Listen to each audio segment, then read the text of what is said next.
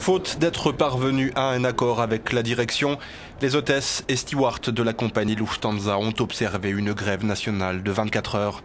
Une mobilisation sans précédent débutée jeudi soir minuit et qui a cette fois touché l'ensemble des aéroports du pays. Résultat, 2/3 des appareils au moins ont été cloués au sol, soit plus de 1200 vols, dont une partie de long courrier.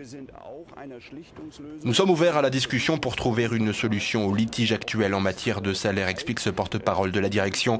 Mais le syndicat UFO semble vouloir aborder d'autres questions qui ne peuvent être réglées dans la mesure où la convention collective ne le permet pas.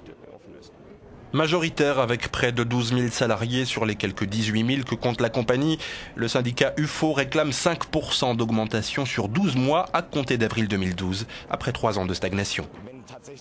Si aucune discussion n'est possible sur les questions importantes qui affectent nos collègues et que Lufthansa maintient ce cap, je crains alors que nos collègues n'en viennent à poursuivre la grève en l'absence de changement. Selon la direction de la première compagnie aérienne allemande, la hausse des carburants et la concurrence des compagnies à bas coût l'ont forcé à faire des économies drastiques.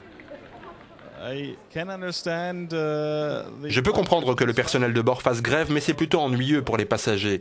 Alors j'espère que Lufthansa et les employés finiront par trouver un accord qui satisfait toutes les parties. Pour sortir de l'impasse et éviter le chaos, la compagnie propose d'augmenter les rémunérations de 3,5%, de renoncer au licenciement économique et au contrat à durée déterminée ou intérimaire.